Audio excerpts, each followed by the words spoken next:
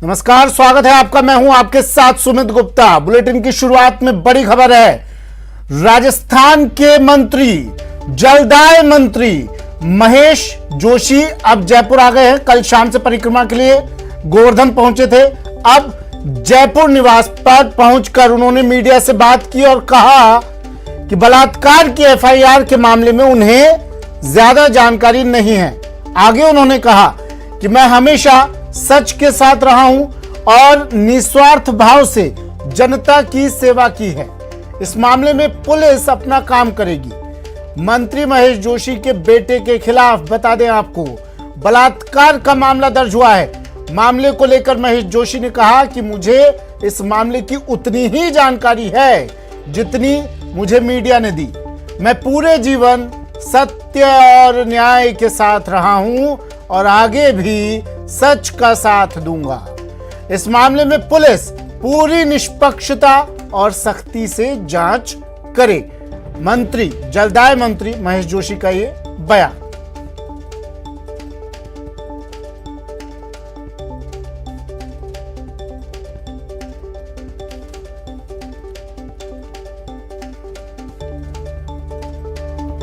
महेश जोशी के बेटे पर दुष्कर्म का आरोप है और न सिर्फ इतना बल्कि दुष्कर्म के बाद जान से मारने की धमकी देने का भी आरोप महेश जोशी के बेटे रोहित जोशी पर लगा। ये तस्वीर भी आपको दिखा रहे हैं मंत्री महेश जोशी के बेटे की, जिस पर दुष्कर्म का आरोप और दुष्कर्म के बाद जान से मारने की धमकी देने का आरोप है। गर्भपात करवाने के आरोप को लेकर यह मामला दर्ज हुआ था।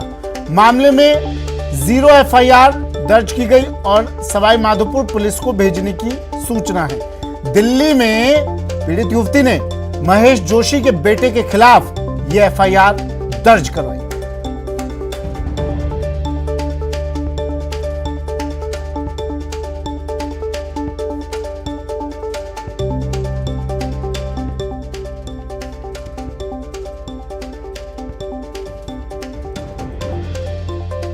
बड़ी खबर है। जलदाय मंत्री, राजस्थान के मंत्री महेश जोशी के बेटे पर दुष्कर्म का आरोप लगा है। एक युवती ने दुष्कर्म का आरोप की एफआईआर दर्ज करवाई दिल्ली में। दुष्कर्म के बाद जान से मारने की धमकी देने का भी इसने आरोप लगाया। साथ में कहा कि गर्भपात भी महेश जोशी के बेटे रोहित जोशी ने करवाया। मामले में 0 एफआईआर दर्ज की गई। दिल्ली पुलिस ने ये 0 एफआईआर दर्ज की और सवाई माधोपुर पुलिस को भेजने की सूचना है। ये 0 एफआईआर सवाई माधोपुर पुलिस को इसलिए क्योंकि सवाई माधोपुर में इस युवती ने बताया कि सबसे पहले पिछले साल सवाई माधोपुर में इसके साथ रेप हुआ था और इसलिए अब दिल्ली पुलिस ने ये 0 एफआईआर सवाई माधोपुर पुलिस को भेजी है। ये सूचना मिल रही है। महेश जोशी ने क्या कुछ कहा, यह आपको सुना देते हैं। कोई एफआईआर अगर दर्ज हुई तो पुलिस उसकी निष्पक्षता के साथ में, गहराई के साथ में, सख्ती के साथ में जांच करे, सच्चाई को सामने लाए। मैं पूरे जीवन सत्य और न्याय के साथ रहा हूँ। इस मामले में भी और आगे भी किसी मामले में मैं उसी पक्ष के साथ रहूँगा जो न्याय पर सत्य का करे।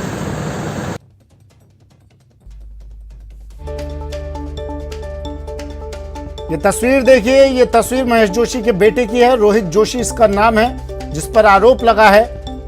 हालांकि पुलिस तफ्तीश अभी कर रही है, जांच कर रही है। महेश जोशी ने भी कह दिया, परिक्रमा पर गए हुए थे, परिक्रमा से वापस लौटे। महेश जोशी ने पत्रकारों से बात की, कहा कि पुलिस निष्पक्षता से अपना काम करे, मैं सत्य के साथ हूं। जलदाय मंत्री महेश जोशी अब जयपुर पहुंचे, गोवर्धन परिक्रमा पर गए थे।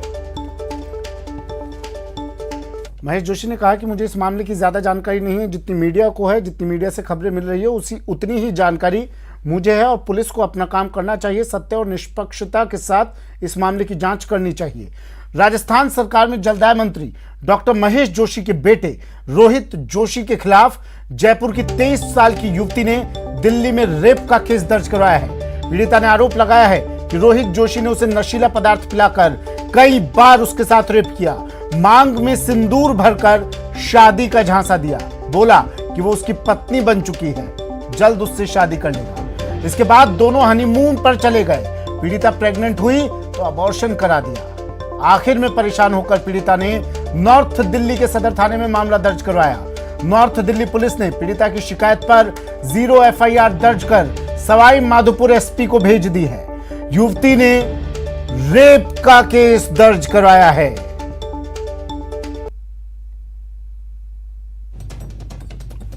बड़ी खबर है इस वक्त की, बड़ी खबर है आज की, बड़ी खबर राजस्थान से, बड़ी खबर राजस्थान के राजनीतिक गलियारों से। राजस्थान के जलदाय मंत्री महेश जोशी के बेटे पर यह बड़ा आरोप लगा है, रेप का आरोप लगा है। और पीड़ित युवती ने कहा पिछले 1 साल से मंत्री पुत्र उसके साथ रेप कर रहा था। शंकर आनंद मेरे सहयोगी हमारे साथ दिल्ली से सीधा जुड़ गए हैं। दिल्ली में 0 एफआईआर दर्ज करवाई इस युवती ने, 23 साल की युवती। शंकर, डर इसे इतना था कि जयपुर में इसका मामला दर्ज नहीं किया जाएगा, राजस्थान में इसकी सुनवाई नहीं होगी क्योंकि मामला मंत्री से जुड़ा हुआ है, राजस्थान के कद्दावर मंत्री से जुड़ा हुआ है। डर इस बात का था और इसलिए यह युवती जयपुर से दिल्ली गई एफआईआर दर्ज करवाने, शिकायत दर्ज करवाने। शंकर, निश्चित तौर पे देखिए सुमित, पिछले काफ़ी समय से जब इस मामले को लेकर वो जो पीड़िता है वो जब राजस्थान में जा रही थी और वहाँ पर इस मामले को एफआईआर रजिस्टर्ड कराना चाह रही थी, लेकिन उसका कहना था कि इस मामले पर वो उसको नहीं सुना जा रहा था, इसीलिए इस मामले पर वो राजधानी दिल्ली की ओर रुख की। और राजधानी दिल्ली में आने का मकसद यही था कि यहाँ पर 0 एफआईआर रजिस्टर्ड कराया जाए। जिस तरह से कोर्ट का एक फरमान भी बहुत पहले जारी किया गया था, जिसमें कि कहा गया था कि अगर कोई दिल्ली से वास्ता जुड़ता है, अगर दिल्ली से कोई कनेक्शन किसी पीड़िता का जुड़ता है तो दिल्ली में 0 एफआईआर रजिस्टर्ड कराया जा सकता है, चाहे वो किसी भी राज्य से जुड़ा हुआ वो मामला हो। इसी मामले की गंभीरता को देखते हुए पीड़िता के द्वारा कल जो है इस मामले को लेकर संज्ञान में लेते हुए नॉर्थ जिला अंतर्गत जो सदर बाजार थाना है वहां पर जाकर इस मामले पे लिखित तौर पर शिकायत दिया गया था। उसी के आधार पर वो एफआईआर रजिस्टर्ड हुआ था और उस एफआईआर को रजिस्टर्ड करने के बाद दिल्ली पुलिस ने इस मामले की गंभीरता को देखते हुए आगे राजस्थान पुलिस को मामला ट्रांसफ़र कर दिया, क्योंकि जो लड़की जो पीड़िता है वो अपना पता राजस्थान के दी थी और लड़का जो पीड़ित है जो इस मामले में आरोपी है राहुल जोशी, वो भी राजस्थान का रहने वाला है। लिहाजा जब दोनों राजस्थान के रहने वाले हैं, इसी मामले को ध्यान में रखते हुए दिल्ली पुलिस के द्वारा उस केस को ट्रांसफर किया गया। लेकिन यहाँ पर एक तकनीकी तौर पे कुछ मैं जानकारी देना चाहता हूँ कि अगर लड़की वो दिल्ली की रहने वाले होती तब तो उस मामले को इन्वेस्टिगेशन आगे दिल्ली में ही किया जाता। और अभी जो फिलहाल एक जानकारी मिल रही है कि दिल्ली में वो लड़की फिलहाल अभी है, लेकिन वो मीडिया से बातचीत नहीं कर रही है, मीडिया के सामने नहीं आ रही है, ना ही इस मामले पर कोई भी औपचारिक तौर पर जानकारी दे रही है। तो पुलिस का कहना था कि अगर वो लड़की दिल्ली की रहने वाली बताया जाएगा कि वो दिल्ली की ही मूल की रहने वाली है या यहाँ पर उसका कोई वास्ता है, तब उस मामले में कुछ सोचा जा सकता था। लेकिन फिलहाल इस मामले को ट्रांसफ़र कर दिया गया है। अब वहाँ पर अगर राजस्थान पुलिस की बात करें तो सवाई माधोपुर जो थाना इलाका है वहाँ की पुलिस इस मामले को किस तरह से हैंडल करती है, किस तरह से तफ्तीश करती है, वो देखने वाली बात होगी। लेकिन एक बात और है, एक कानूनी प्रावधान और मैं बताना चाहूँगा कि इस मामले में जिस तरह से केस को ट्रांसफ़र किया गया है, वो लड़की चाहती थी कि वो इस मामले पर यहीं पे कार्रवाई हो, तो इस मामले को लेकर वो कोर्ट जा सकती है। जैसा कि हमारे पुलिस के सूत्र भी बताते हैं कि लड़की के पास एक ऑप्शन है कि अगर वो चाहे कोर्ट जा सकती है, कोर्ट के बाद इस मामले पर वो अपील कर सकती है कि वो जाकर दिल्ली या किसी अन्य दूसरे राज्य में इस मामले को इन्वेस्टिगेशन करवाने की अपील कर सकती है। तो क्या वो लड़की ऐसी याचिका कोर्ट में दायर करेगी या नहीं करेगी, उस पीड़िता पर निर्भर करता है। लेकिन यहाँ पर इतना तो स्पष्ट है कि दिल्ली पुलिस एक तरह से अपना कहा जा सकता है कि इस परेशानी से फिलहाल जो है अपने आप को मुक्त कर चुकी है। उनका कहना था कि ये मामला पूर्ण तौर पर राजस्थान का था, मामला दर्ज नहीं हो रहा था, लेकिन हमने मामला दर्ज कर लिया है। उस मामले पर पीड़िता का जो बयान है उसको बयान को देखते हुए, उस मामले की गंभीरता को देखते हुए, उस मामले की नज़ाकत को समझते हुए मामले को दर्ज करके हमने इस मामले की जानकारी राजस्थान पुलिस को दे दी है और उसके बाद इस केस को ट्रांसफ़र कर दिया है। लेकिन क्या उस पीड़िता को न्याय मिल पाएगा? क्या पीड़िता इस मामले को लेकर खुश हो पाएगी कि हाँ वो केस फिर से वापस राजस्थान चला गया? तो वो कहीं न कहीं हो सकता है इस मामले को लेकर वो कोर्ट जा सकती है, उसके पास ऑप्शंस हैं और इस मामले में उसका एक अपना विचार होगा, ये देखने वाली बात होगी। लेकिन अभी तक उस पीड़िता से औपचारिक तौर पर किसी भी मीडिया पर्सन्स का बातचीत नहीं हो पाया है, वो अभी खुल के सामने नहीं आ रही है और उस पीड़िता का ना नाम ना कुछ उसकी पहचान हम लोग जाहिर भी नहीं कर सकते हैं, ना बता सकते हैं, क्योंकि ये कोर्ट का एक कानून है। लेकिन जो नॉर्थ जिला पुलिस है, नॉर्थ जिला पुलिस के वरिष्ठ जो पुलिस अधिकारी हैं, उनसे हमारी बातचीत हुई। उनका कहना था कि अब इस मामले में फ़िलहाल हमारे पास कोई जिम्मेवारी नहीं बचती है। जो हमारे पास बयान आए थे, उसी बयान को आधार बनाते हुए हमने मामला रजिस्टर्ड किया था। और मामला दिल्ली में और एक रजिस्टर्ड होने का एक और मैं वजह बताना चाहूँगा कि जिस तरह से शिकायत में वो पीड़िता ने बताया था कि जो राहुल जोशी है, जो आरोपी है, वो कई बार उसे लेकर दिल्ली आया था, दिल्ली के कई होटल में ठहरा और वहाँ दिल्ली के होटल में भी उसके साथ ब्लैकमेलिंग की गई। उसके फोटोग्राफ्स जो नग्न हालत में जो फोटोग्राफ्स जो है वो लिए गए। इसीलिए दिल्ली का मामला थोड़ा सा यहाँ से कनेक्ट हुआ। इसीलिए ठीक है शंकर, आप बने रहिएगा मेरे साथ। मैं फिर से लौट रहा हूँ आपके पास, और भी जानकारी लेनी है आपसे, आप बने रहिएगा। विष्णु मेरे सहयोगी हमारे साथ फोन लाइन पर जुड़ गए हैं। विष्णु, ये युवती राजस्थान पुलिस से बचने के लिए दिल्ली गई थी, लेकिन दिल्ली से मामला ट्रांसफर होकर फिर राजस्थान आ गया है। क्या सवाल ये भी, हालांकि महेश जोशी ने कह दिया है कि निष्पक्षता और सच के साथ, सत्य के साथ पुलिस बिल्कुल अपनी जिम्मेदारी से इस मामले को देखे, लेकिन क्या इस युवती को जो शक था, इस युवती को जो संदेह था कि राजस्थान में इसकी सुनवाई नहीं होगी, जिस वजह से दिल्ली गई, क्या कोई तरीका ऐसा नहीं हो सकता था कि राजस्थान पुलिस का इंटरफेयर ना होता इसमें? घूम फिर के मामला तो फिर से राजस्थान में आ गया।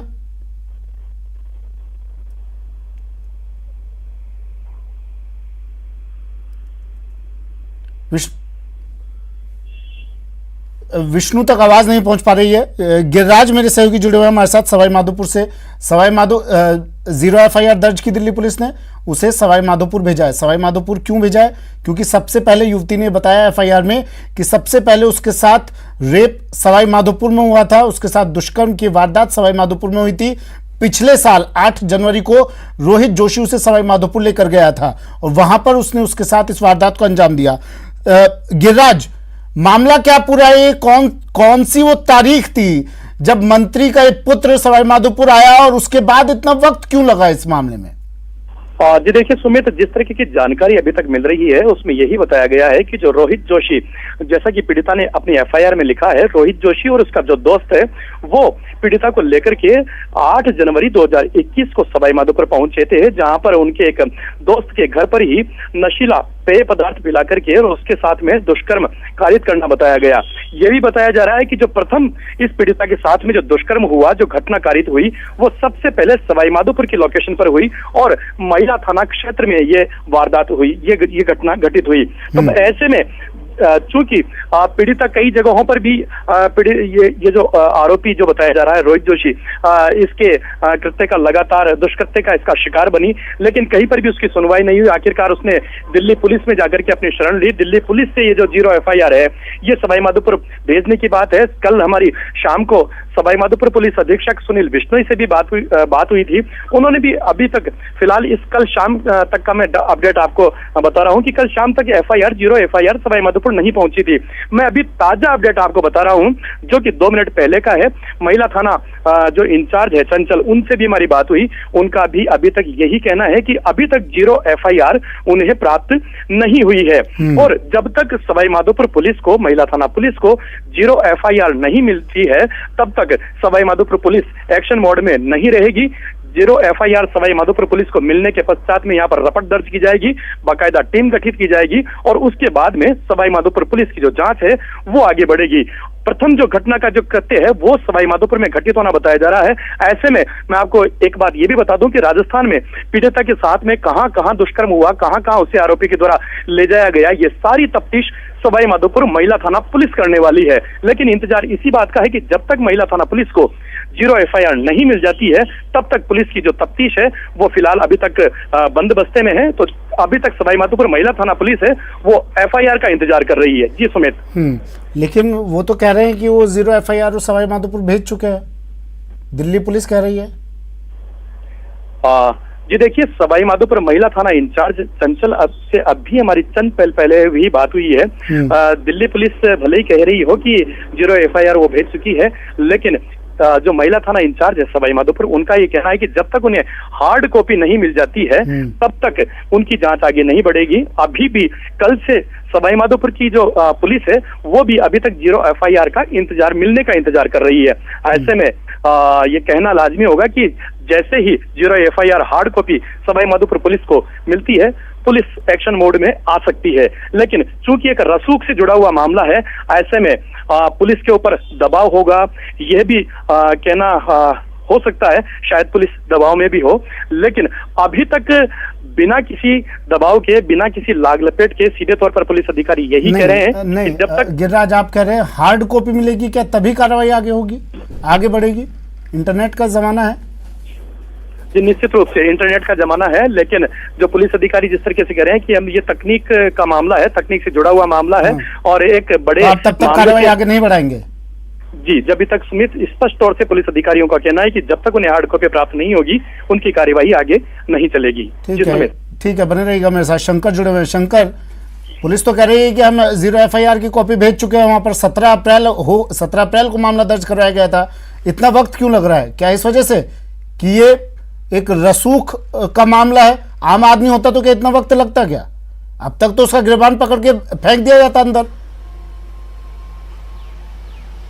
देखिए सुमित, 17 तारीख को जरूर मामला आया था, लेकिन जो FIR रजिस्टर्ड जो हुआ है वो कल की तारीख में हुई है।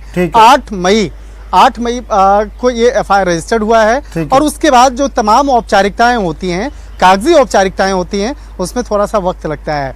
निश्चित तौर पे अभी इंटरनेट का जमाना है, इंटरनेट के माध्यम से तुरंत उस जो मेल होता है, मेल आप कॉपी भेज देते हैं, लेकिन जो कानूनी प्रक्रियाओं में आज भी हार्ड कॉपी का बहुत ही इंपॉर्टेंट स्थान रखा जाता है और यहाँ से जब केस ट्रांसफर किया जाता है तो हार्ड कॉपी के माध्यम से ही भेजा जाता है। आपको याद होगा अभी कोर्ट की कार्रवाई के दौरान में कई बार ऐसा देखने को मिलता है कि जब जेल प्रशासन से कैदी को तब तक नहीं छोड़ा जाता है जब तक कोर्ट से वो लिखित तौर पे वो ऑर्डर की कॉपी नहीं पहुंच जाती है। तो इस तरह का जो मामला है अभी भी कानूनी प्रक्रिया में नॉर्थ दिल्ली पुलिस कह रही है कि FIR की कॉपी भेज दी है, FIR दर्ज कर सवाई माधोपुर SP को भेज दिया उन्होंने। क्या ऐसी कोई खबर है, ऐसी कोई जानकारी है? निश्चित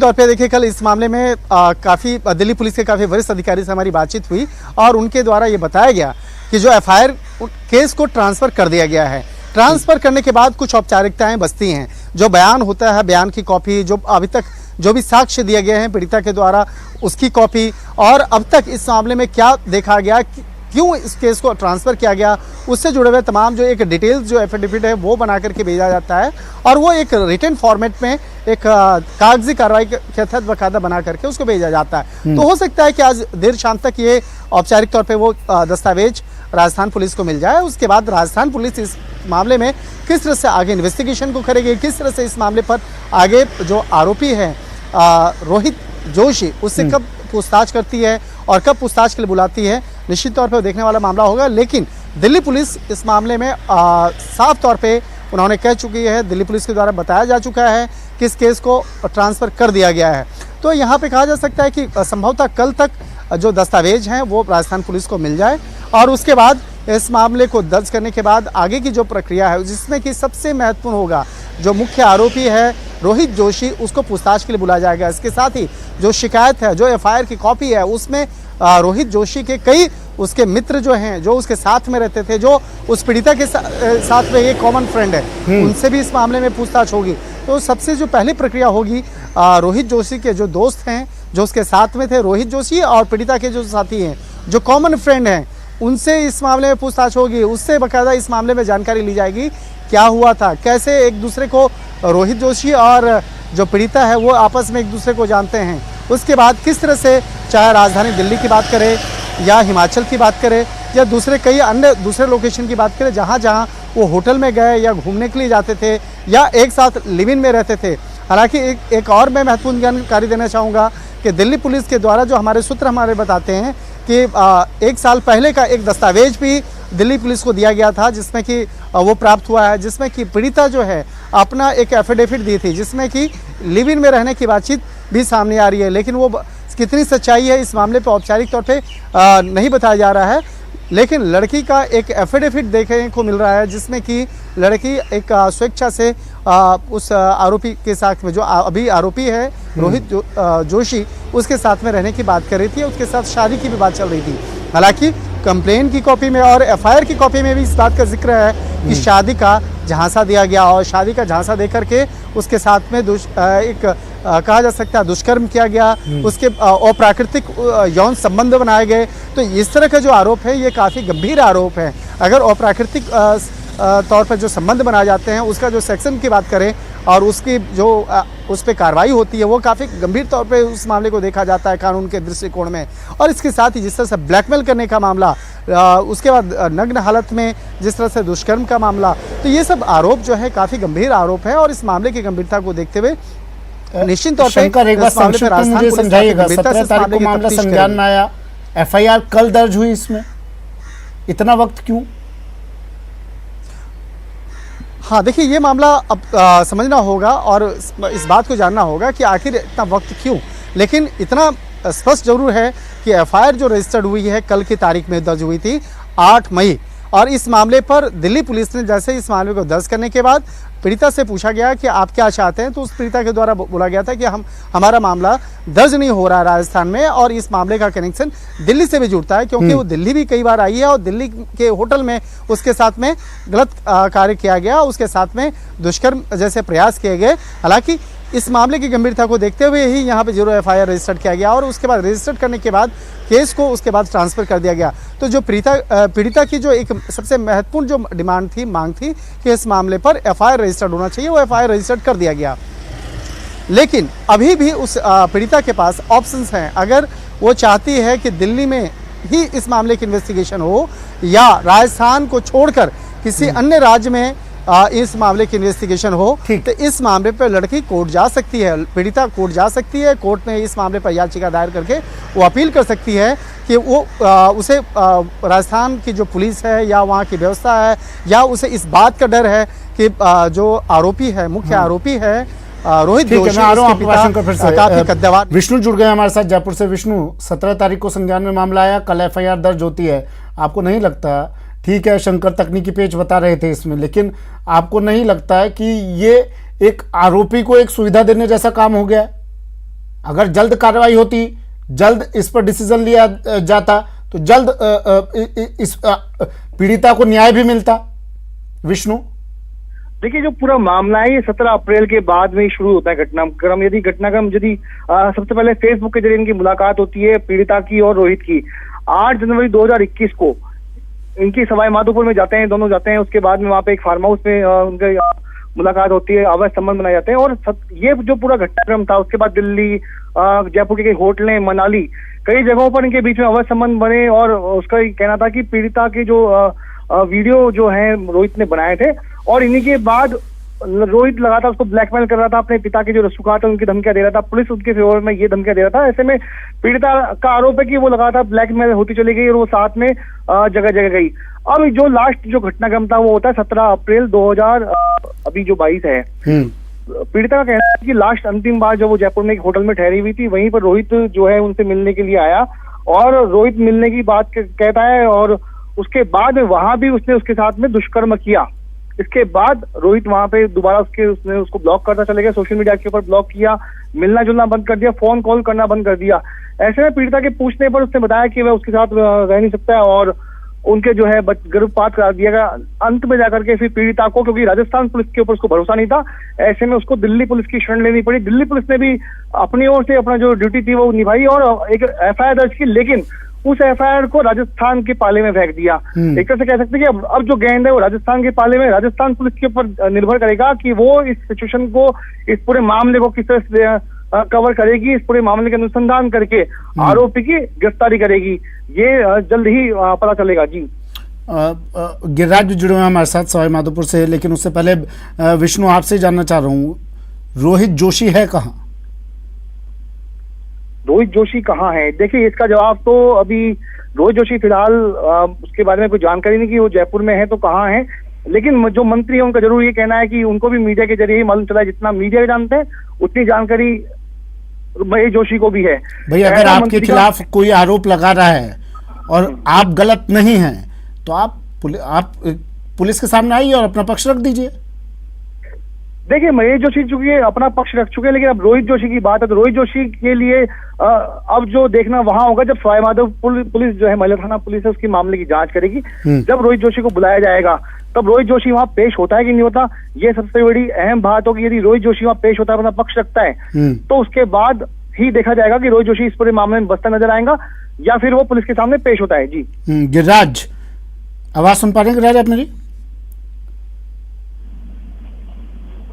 गिरिराज जी सुमित, मैं सुन पा रहा हूँ आपको। गिरिराज, अब सवाई माधोपुर पुलिस क्या जब तक हार्ड कॉपी नहीं मिलती है तब तक एक्शन नहीं लेगी सवाई माधोपुर पुलिस? सवाई माधोपुर पुलिस का अगला एक्शन क्या? आपकी बात हुई होगी उनसे, इंतजार कर रहे हैं अभी वो? जी देखिए सुमित, इस सारे जो मामले में, इस मामले के अंदर हमारी पुलिस अधीक्षक सुनील विश्नोई से भी हमारी बात हुई है और महिला थाना इंचार्ज जिसको कि ये तफ्तीश करनी है, महिला थाना इंचार्ज SHO चंचल से भी हमारी बात हुई है। तो उनका यही कहना है कि जो 0 FIR उन्हें मिलेगी, 0 FIR मिलने के पश्चात में निश्चित रूप से तफ्तीश की जाएगी और तफ्तीश बिल्कुल पारदर्शितापूर्ण और बेहद गहनता से अनुसंधान इस मामले में किया जा सकेगा।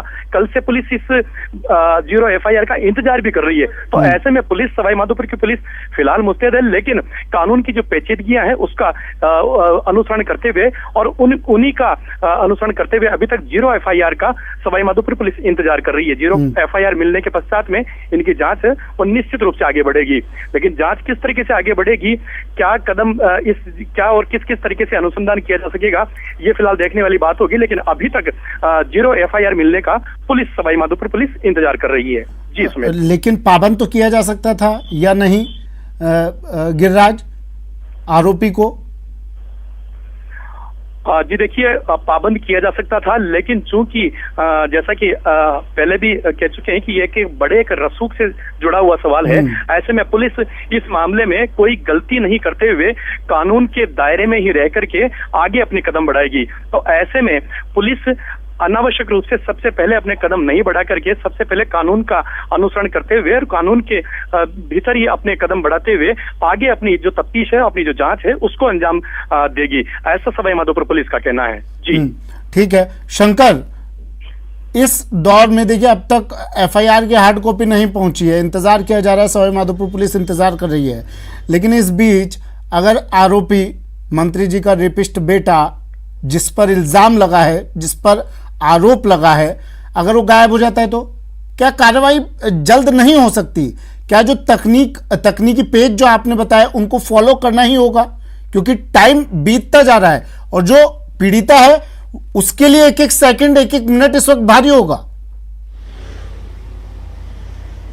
देखिए जिस तरह से 0 FIR की बात करें तो 0 FIR के मामले पे दिल्ली पुलिस काफी गंभीरता से काम करती है और आज से नहीं, मैं पिछले कई सालों से देख रहा हूं कि कई ऐसे मामले हुए जो 0 FIR कहीं दूसरे राज्य में मामला किसी दूसरे राज्य में हुआ, लेकिन जब राजधानी दिल्ली में मामला 0 FIR के तहत दर्ज होता है तो उस पर काफ़ी जल्दी से कार्रवाई हुई थी। और सबसे बड़ा एग्जाम्पल मैं देना चाहूँगा कि आसाराम बापू का मामला याद होगा, मामला राजस्थान का था, राजस्थान की वहाँ पीड़िता दिल्ली आती है और दिल्ली में आकर यहाँ मामला दर्ज कराती है और यहीं दिल्ली के सेंट्रल दिल्ली में मामला दर्ज कराते ही उस पर तुरंत कार्रवाई होती है और वो मामला तुरंत ट्रांसफर भी नहीं होता है, बल्कि वो कई महीनों तक उस मामले पे इन्वेस्टिगेशन होता है, क्योंकि पीड़िता चाहती कि इस मामले की इन्वेस्टिगेशन दिल्ली में ही हो और उसके बाद इन्वेस्टिगेशन दिल्ली में होती है और शायद इसी का तकाजा है कि आसाराम बापू आज भी जेल में है और इसके साथ ही उसके बेटा उनके बेटे के खिलाफ भी जो मामला दर्ज होता है वो भी दिल्ली में ही मामला दर्ज होता है। तो वो भी 0 FIR के तहत दर्ज हुआ था और मामला जो पीड़िता थी वो रहने वाली थी राजस्थान की। तो इस मामले में जो पीड़िता है, पीड़िता को एक